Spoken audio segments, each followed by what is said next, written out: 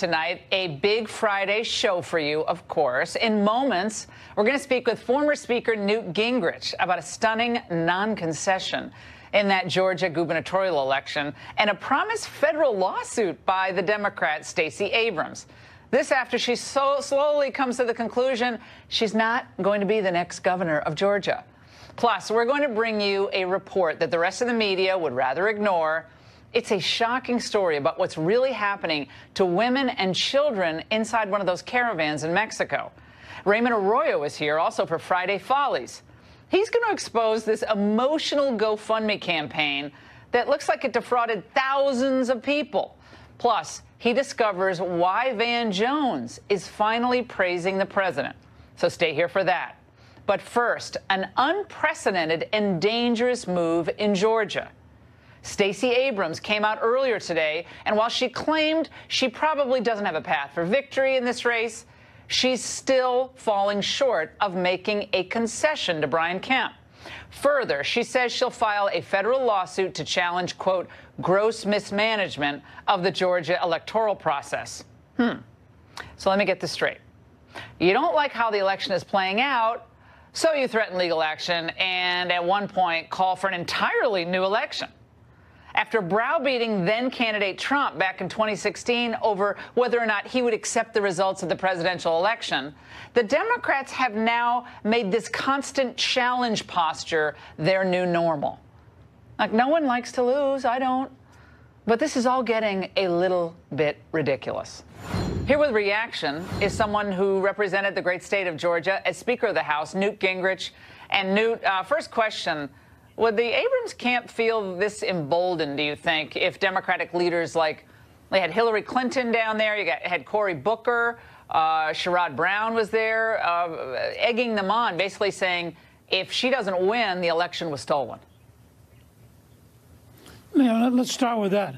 You have a whole series of Democrats who've just said bluntly, if our candidate doesn't win, they stole the election. Now, they have no proof of it. But they have a whole model now, whether it's yelling racist or whatever it is, where if they smear you enough, this is the Kavanaugh model repeated over and over again. So Georgia, they want to set up Stacey Abrams so she'll be the person who had the election stolen from her. So for the next 4 years, she can run for governor as the person who should have been governor, except it was stolen from her. Of course, since she's black, it must have been an act of racism, and therefore the whole thing compounds.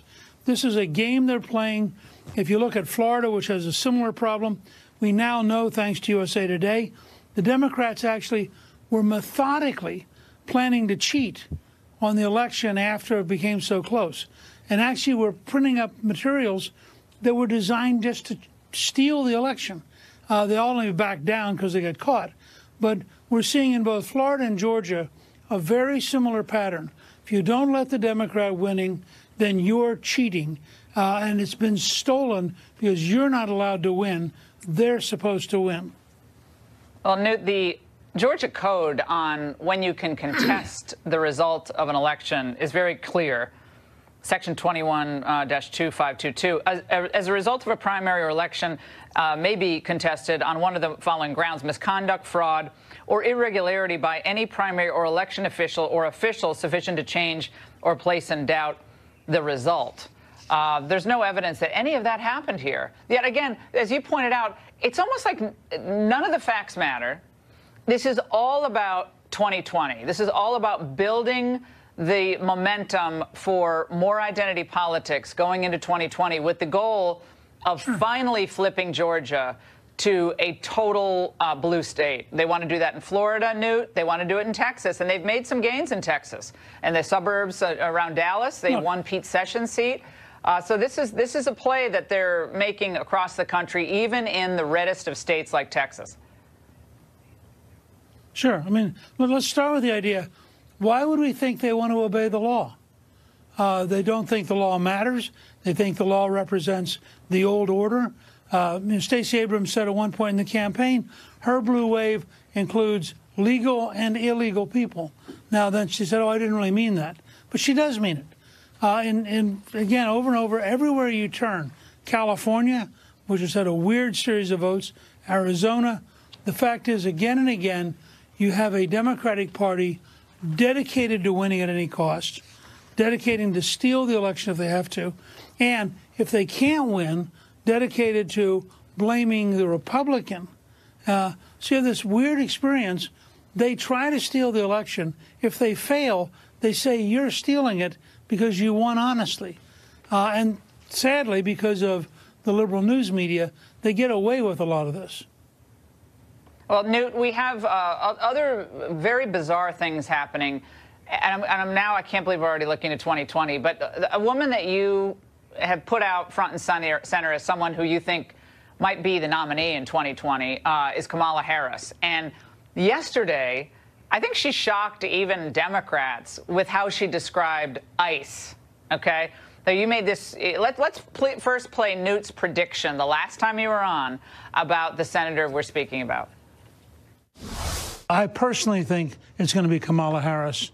I'm going to stick with that unless she doesn't run. I think an African-American woman, former attorney general from California, Law and order, just has enormous resources, and I think she clears the field. Like I said, you predicted that she was going to be the 2020 nominee. Now, alluding to what I just referenced, this is what she said about immigration's customs enforcement just yesterday. Are you aware of the perception of many about how the power and the discretion at ICE is being used to enforce the laws? And do you see any parallels? I do not see any parallels between I'm talking about perception. Officers and agents. I'm talking about perception. I do not see a parallel between what is constitutionally mandated as it relates to enforcing the law. Are you aware that there's a perception? I see no. Are you aware that there's a perception? That puts ICE in the same category as the KKK. Yeah, the KKK, Newt. That's where we are now with a duly appointed agency under the umbrella of Homeland Security. That's what it is. It's all about race. But in a Democratic primary, would you rather be the person who is condemning law enforcement or the person who's defending law enforcement? Would you want to be the person who's defending sanctuary cities, which are an explicit act of breaking the law? Or do you want to be the person who says, maybe we shouldn't break the law and should turn in illegal criminals? Now, you know, in a Democratic primary, it is a dead loser to be pro-ICE and to be pro-locking up criminals. I get it. I get it. To you now. and me, this sounds weird, Yeah. but I'm not sure it's weird for them. Yeah, so for them it makes perfect sense. I want to play one more thing for you, Sure. Newt. This is from your friend Joe Scarborough, former Republican, Panhandle native. What he said about what's happening to the Republican Party in the former stronghold, for instance, of Orange County in California. Let's watch. You look out at Orange County, my gosh, as Tom Nichols said, congratulations, Republicans. You just lost Reagan County. It looks like it's going to be a complete wipeout. I remember when Loretta Sanchez beat B1 Bob Dornan in Orange County back in the 1990s. It was a stunner, an absolute shock. Now, Mika, it is a sea of blue, a huge, huge crushing defeat for Trump Republicanism. Is that what was defeated in California, Trump Republicanism, Newt? It's a very facile analysis by the towering intellects over at MSNBC. No, look, I think we have to face the reality that in the largest state in the country, California, and the fourth largest state in the country, New York, the size of the union-based machines are now so enormous that we don't frankly know right now how to compete with them. I mean, that's how big this problem is. And so I think we've got to confront the reality that we are dealing with a very profound change.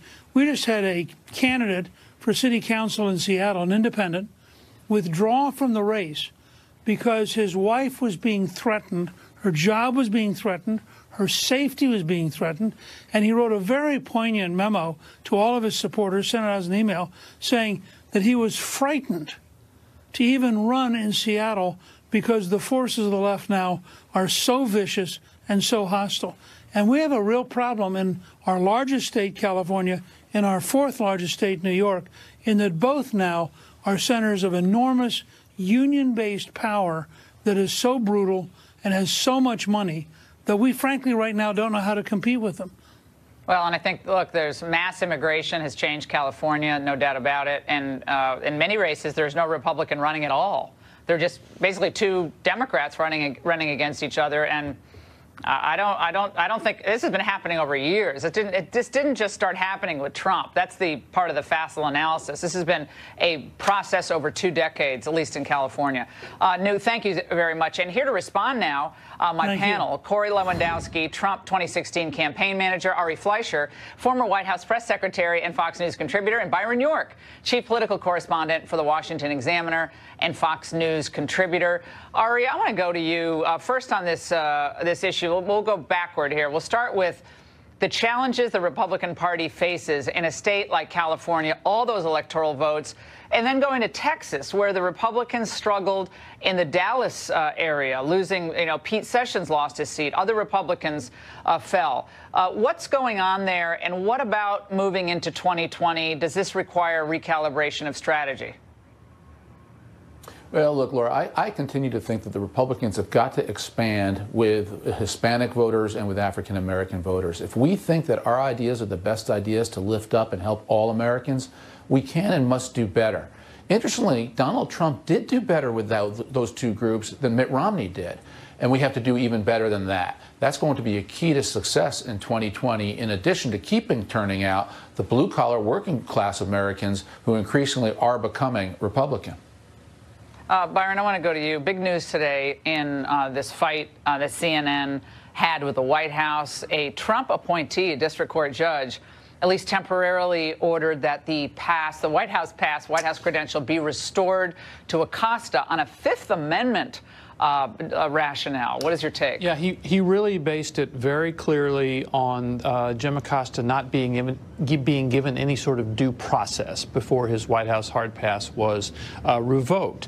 He did not rule, the judge did not rule on the whole First Amendment idea, whether there is a First Amendment right to be part of the White House that wasn't addressed at all. But a couple of things are going to happen, though, and President Trump made this very clear after this decision. Before this happened, there was not a good behavior standard for White House correspondents. There was not a code. Everybody was expected to behave professionally, and problems were worked out informally. Now there's going to be a code. It's pretty clear there will be some sort of written down rules which will make it easier for the White House to eject reporters in the future because of this Acosta fight. I was looking at some old Reagan footage today, and during one of the turkey pardons, and it was hilarious. I mean, people it was actually Chris Wallace shouting a question at Reagan, but it was aggressive, but it was such a different era. It was such a different. Reagan, frankly, behaved in a different way than Trump, and the press behaved. It was a completely different era. But it was. You watch it going, oh, my God, that doesn't seem that long ago, but it was 30-plus years ago. Well, a turkey pardon is different from an Eastern news. No, but they're shouting questions. I'm just saying they're shouting questions. And it was just a moment where I thought, wow. Corey, this is what the president said today after the news came down about the Acosta case. A federal judge who you appointed has just ruled that you must give CNN reporter Jim Acosta his press pass back. Your reaction to the ruling? It's fine. I mean, it's not a big deal. What they said, though, is that we have to create rules and regulations for conduct, et cetera, et cetera. We're doing that. We're going to write them up right now. It's not a big deal. And if he misbehaves, we'll throw him out, or we'll stop the news conference. Corey, he didn't seem in any way, flabbergasted or upset. I think he has taken so many aggressive questions. He took like 60 last week alone, questions at that press event. And I think all he wants is, okay, he'll answer and then maybe get a follow-up, and then we got to move on. It's not the Jim Acosta hour of press conferences. Well, this president, has taken more questions from the press than any of his predecessors, if not all of them combined. He's always available to the press with the interviews he's done. Look, just go back and look at the Leslie Stahl interview he did with 60 Minutes. She interrupted him something like 130 times during that process, and you juxtapose that with when she did Barack Obama and interrupted him 4 times. He's not afraid of tough questions, but there is a decorum factor that is going to take place in the White House. The American people should have that, and the president by definition, as the leader of the free world, should have some decorum, and he'll take a tough question, but it's going to be respectfully done, and I don't think that's too much to ask for. Ari, you had suggested earlier that maybe if this kind of thing happens again, the president should just say, guys, when you want to do an actual press conference, let me know and I'll be back. But this isn't working. This is not. Do you still think that's the way to go here? Well, I would do a couple things, Laura. Number one, for the briefing that Sarah has, I would take the briefing off of TV. It just makes these reporters into grandstanders, and Jim Acosta, of course, is the grandest of the grandstanders. And it'll turn it much more into a serious briefing, which is good for the press corps and good for the White House. But secondly, you know, Jim Acosta really has pushed the boundaries and gone way too far. It is one thing to shout questions and ask challenging questions. Every reporter can do it. That's the essence of their job. More power to them. But you don't espouse personal policy positions, and that's what Jim Acosta does. And that's what crosses the line. So my big question here is, has Jim Acosta learned any lessons now that he's going to get his hard pass back? Will he continue to grandstand? Will he continue to try to ask 4 questions? And if he does, then of course he will. President Trump is 100% right. Decorum is important in all aspects of life. Now, Arthur Schwartz was tweeted out something that it's commonly known among members of the press that he's not the most popular guy in the press corps, and that people within the White House press ranks are getting a little tired of this whole thing because they actually have some substantive questions to ask, and I can imagine it gets annoying. I also want to get your thoughts, all 3 of you, on what's going on with George Conway. Full disclosure, he is an old friend of mine. I've known him for 30 years. We both clerked for the same appellate court judge. So George is an old friend of mine. But it is very interesting when the husband of a senior counselor to the president becomes one of the main critics of the administration. And he actually spoke out in a Yahoo podcast on the subject earlier today. Watch. I'm watching this thing, and, you know, it's like the administration is like show in a dumpster fire. And I realize, you know, this guy's going to be at war with the Justice Department. If I get this door prize, I'm going to be in the middle of a department he's at war with. Like, why would anybody want to do this? Right. He was talking about the Solicitor General job, which he was up for, and I believe he wanted.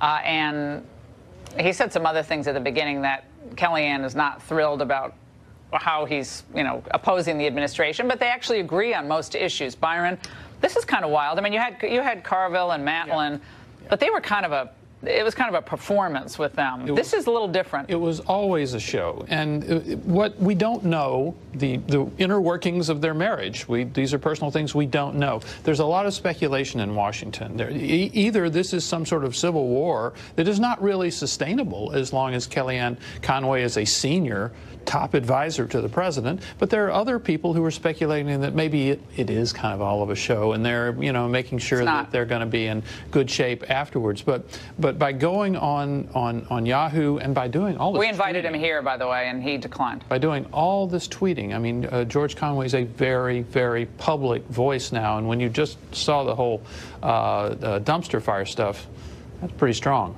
Corey, he has substantive issues with the way the administration's handled a number of constitutional issues.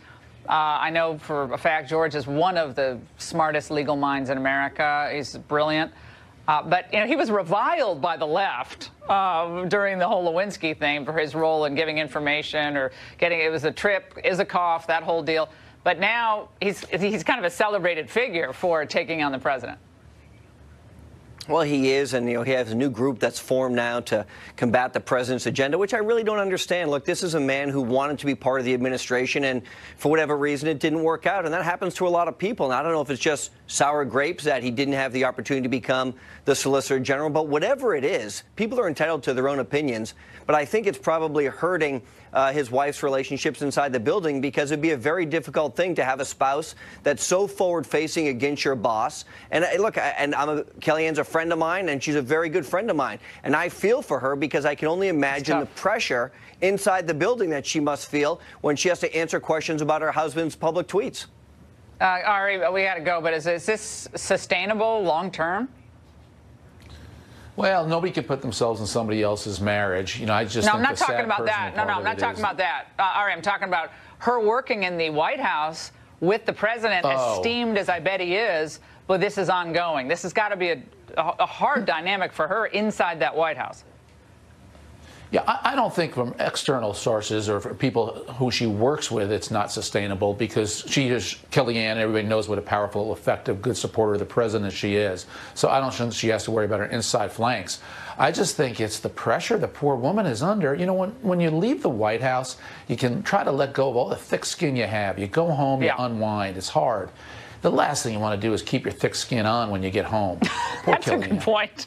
That's a great point. You don't want to keep debating at home. Oh, the fantastic panel, guys. Thank you so much. Have a great weekend. And up next, a shocking report about what's going on inside the caravan that has already reached our borders. Stay there.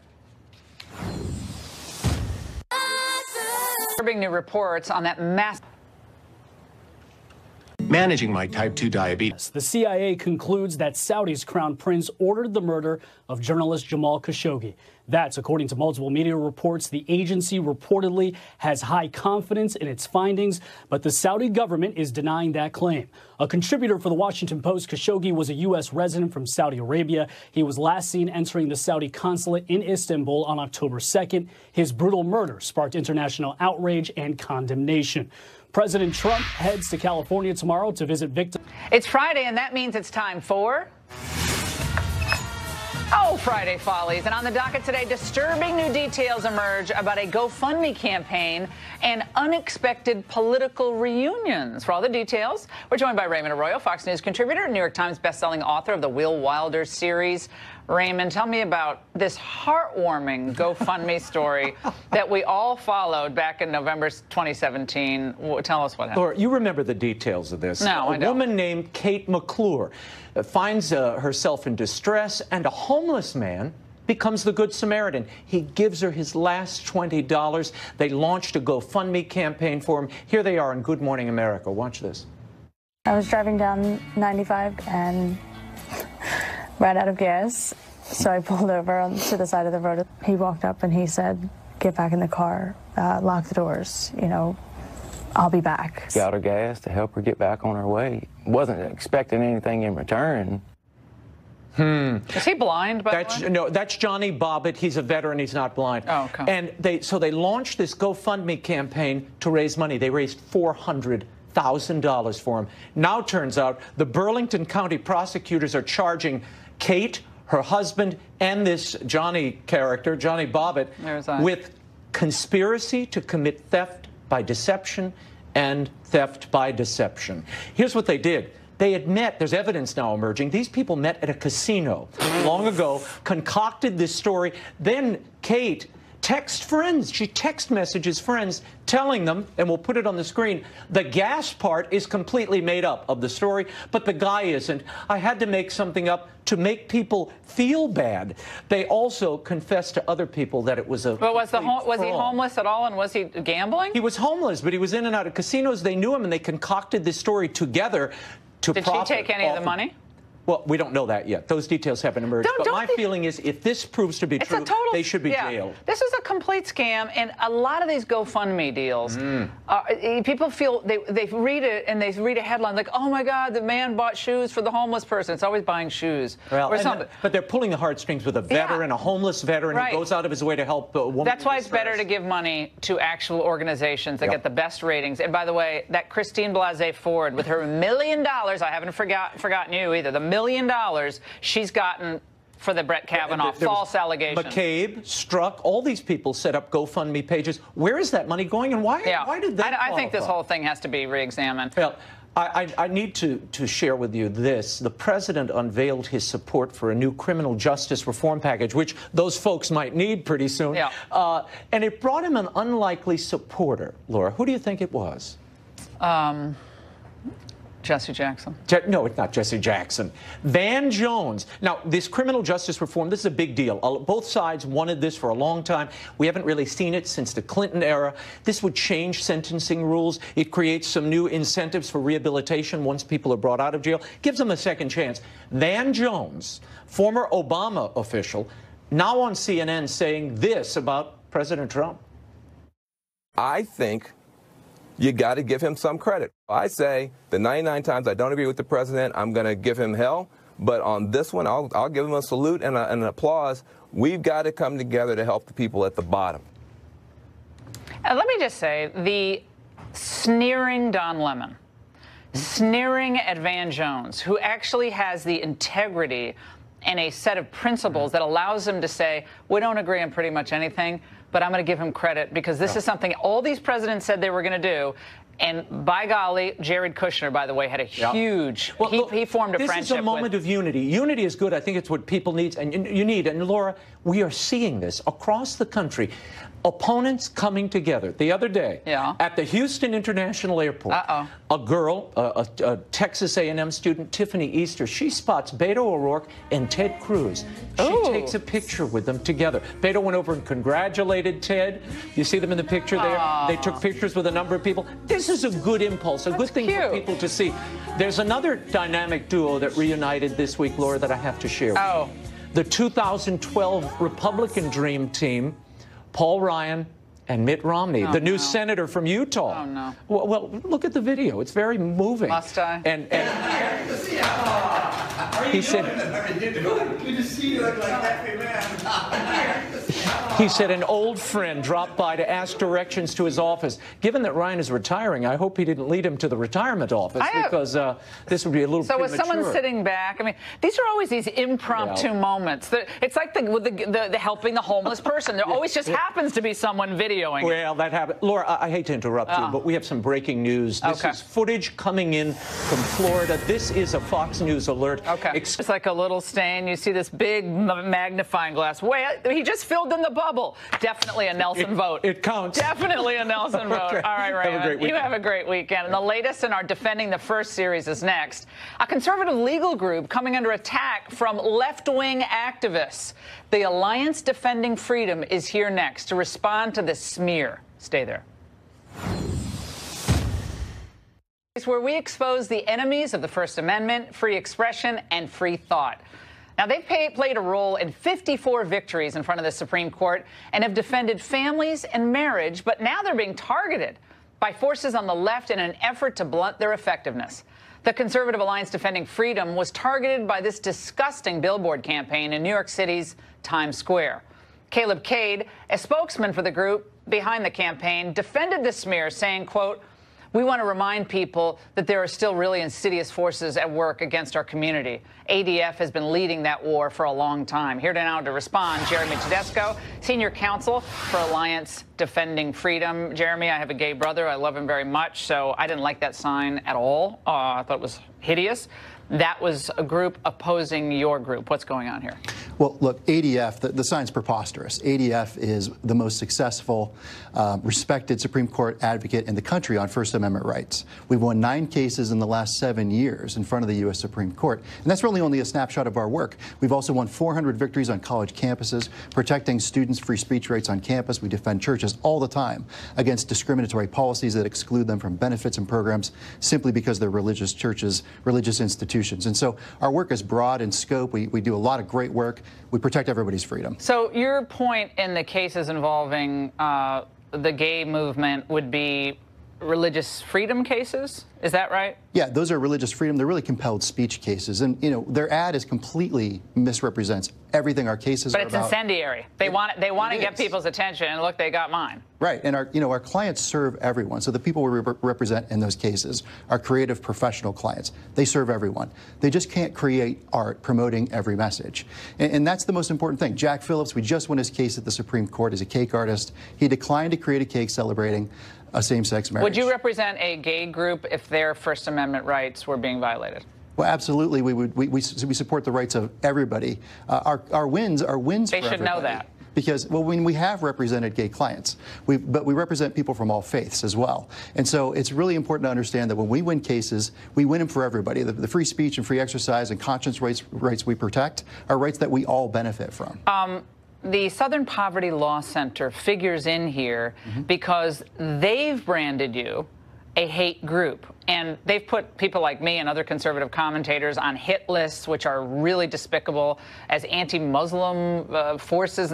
It's just despicable things that they've done. And people hear Southern Poverty Law Center, they think, oh, that's the gold standard of civil rights organizations. And I think, sadly, that's not true. But I want to put up a graphic. They have a lot of money. Total assets, $477 million. Endowment, you see it there, $432.